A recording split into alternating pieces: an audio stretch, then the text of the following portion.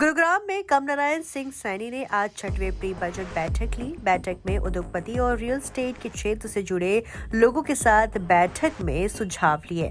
मुख्यमंत्री नायब सिंह सैनी ने कहा कि बैठक में जिस तरह से तमाम उद्योगपतियों ने अपने अपने सुझाव दिए हैं उन्हें बजट में शामिल किया जाएगा। उन्होंने कहा कि 2025 में नई उद्योग नीति को भी लागू किया जाएगा। इसके अलावा प्रदेश में 10 नए IMT स्थापित किए जाएंगे। गुरुग्राम में जिस तरह से विकास को गति मिली है और तमाम उद्योग यहां स्थापित है, उससे विदेशी निवेश भी लगातार बढ़ रहा है और यही कारण है कि गुरुग्राम अब ग्रेटर गुरुग्राम की तरफ अग्रसर हो रहा है।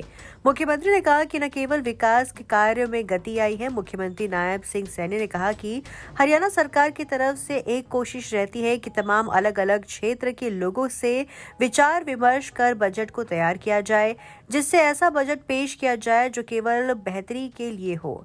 उसके अलावा प्रधानमंत्री नरेंद्र मोदी ने 2025 के शुरू होते ही 38,500 की सब्सिडी किसानों के लिए दी है। इसके अलावा हरियाणा सरकार की तरफ से भी लगभग 1,000 करोड़ रुपए की राशि किसानों के खाते में सीधी भेजी गई है, जिससे साफ होता है कि केंद्र और हरियाणा की सरकार किसान हितैषी है। प्रधानमंत्री नरेंद्र मोदी का मुख्य उद्देश्य यही रहा है कि किसानों की आय को दोगुना किया जाए और इसी कड़ी में एक कदम लगातार उठाए जा रहे हैं। गुरुग्राम में नगर निगम चुनाव को लेकर भी मुख्यमंत्री नायब सिंह सैनी की तरफ से बयान दिया गया है कि सरकार पूरी तरह से तैयार है। चुनाव आयोग भी लगातार अपनी इस प्रक्रिया को आगे बढ़ा रहा है। गुरुग्राम के प्रमुख इंडस्ट्रियलिस्ट उनके और डिक्की और उसके साथ रियल एस्टेट के साथ साथ और जो गणमान्य लोग जो इंडस्ट्रीज के अंदर काम कर रहे हैं, ऐसे सब लोगों के जो उनकी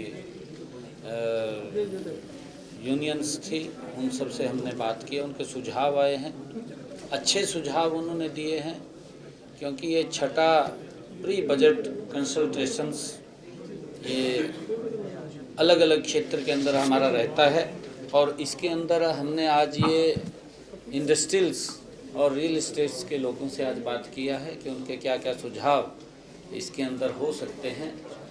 अच्छे सुझाव उन्होंने दिए हैं और हरियाणा प्रदेश एक विकसित हरियाणा बनने में और हमारे यहाँ पर अच्छी संख्या में इन्वेस्टर्स के लिए लोग आएँ, उसके लिए हमने उनसे सुझाव लिए थे और हमने कहा कि हम 2025 में एक न्यू इंडस्ट्री पॉलिसी वो भी हम लेकर के आ रहे हैं, ताकि और ज़्यादा इन्वेस्टर्स हरियाणा के अंदर आ सकें।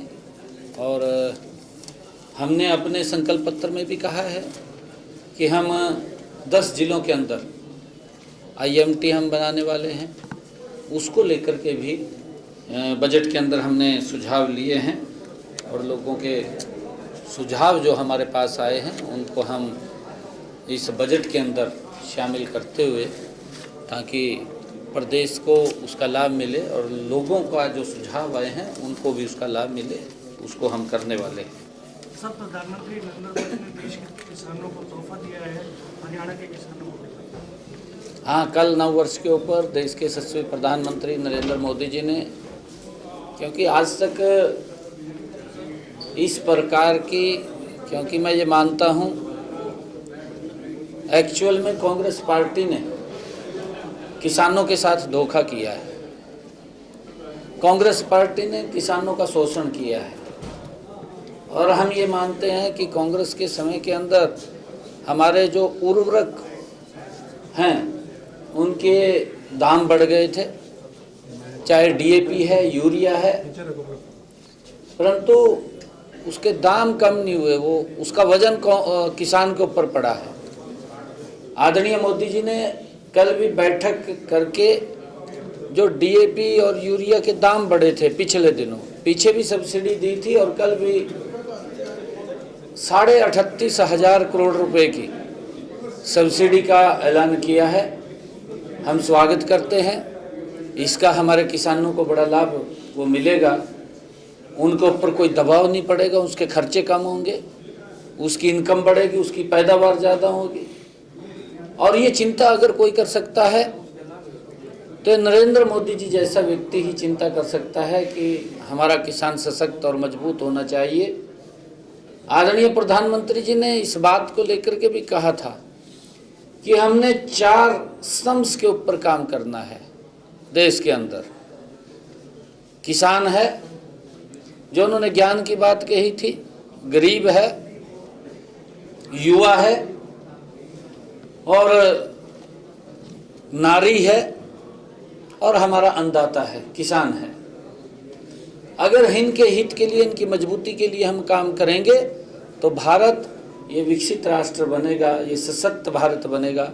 उसको लेकर के मैं आदरणीय प्रधानमंत्री जी का धन्यवाद करना चाहूँगा कि उन्होंने आने वाले समय के लिए जो 38,500 करोड़ रुपए की इस उर्वरक पदार्थों के ऊपर जो हमारा यूरिया और DAP है उसके ऊपर सब्सिडी दी है, उसके लिए हम धन्यवाद करते हैं और हमारे किसानों को इसका देश के अंदर बड़ा लाभ मिलेगा। किसान नेता डल्लेवाल लगातार अनशन में बैठे हुए हैं। सुप्रीम कोर्ट कह चुका है कि अनशन छुड़वाना है और कल पंजाब पुलिस भी पहुंची, लेकिन उसके बावजूद अनशन नहीं सकता। क्या कहना चाहेंगे? माननीय सुप्रीम कोर्ट ने एक कमेटी का गठन किया हुआ है और कमेटी भी वो संपर्क में है और पंजाब सरकार को कहा है कि आप उसको देखिए, उनसे बातचीत कीजिए। और हम ये मानते हैं कि हमने हरियाणा के अंदर किसान की 100% फसल MSP पर खरीदने का निर्णय किया है। अन्य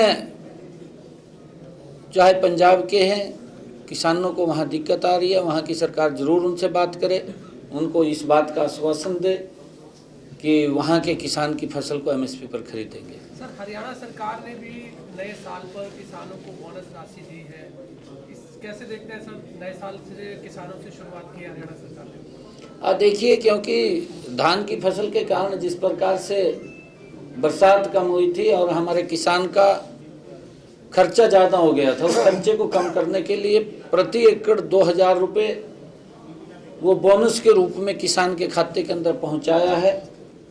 लगभग 1,000 करोड़ के करीब में ये किसान के खाते के अंदर गया है, क्योंकि हमारी सरकार किसान हित के लिए, किसान की मजबूती के लिए निरंतर काम कर रही है और आगे भी करती रहेगी।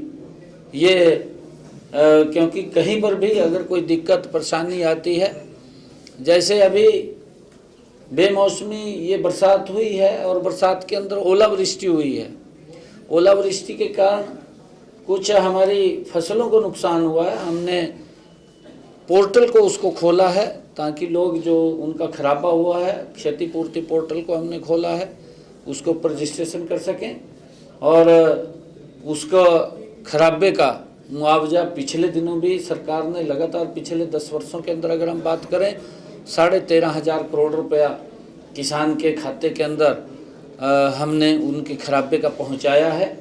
और आगे भी अगर इस प्रकार की कोई प्राकृतिक आपदा आती है उसके लिए सरकार तक। हाँ, देखिए, हमारा गुरुग्राम गति से आगे बढ़ रहा है और इसके अंदर इंफ्रास्ट्रक्चर को लेकर के जो भी यहाँ पर सुविधाओं की बात है उसको सरकार तत्परता से कर रही है। मेट्रो का भी मैंने पिछले दिनों यहाँ पर बैठक लिया था कि यहाँ इंटरनल जो मेट्रो उसकी हमने पूरी तैयारी कर ली है। लगभग 1 मई को हम यहाँ उसका भूमि पूजन वो करेंगे ताकि यहाँ के लोगों को जो ट्रैफिक का जाम है उससे सुविधा मिल सके। और एक हमारे यहाँ पर पिछले दिनों जो 700 बेडेड सिविल हॉस्पिटल बनाने का बात थी उसकी तरफ भी हम गति से बढ़ रहे हैं, क्योंकि गुरुग्राम मेडिकल हब है और यहाँ पर लोग काफ़ी संख्या के अंदर उनको स्वास्थ्य सुविधाएं यहाँ पर मिलें और अच्छी सुविधाएं मिले, उसको लेकर के हम तत्परता से काम कर रहे हैं। जल्दी ही यहाँ पर वो 700 बेडेड हॉस्पिटल भी बनेगा। चुनाव की सरगर्मियां तेज है पूरे हरियाणा में, हमारी पूर्ण तैयारी है और वार्डबंदी कुछ हो गई है, कुछ रह गई है, जल्दी ही पूर्ण हो जाएगी और करके जल्दी ही जो भी चुनाव आयोग डेट देगा उस डेट को हम चुनाव कराने के लिए तैयार हैं।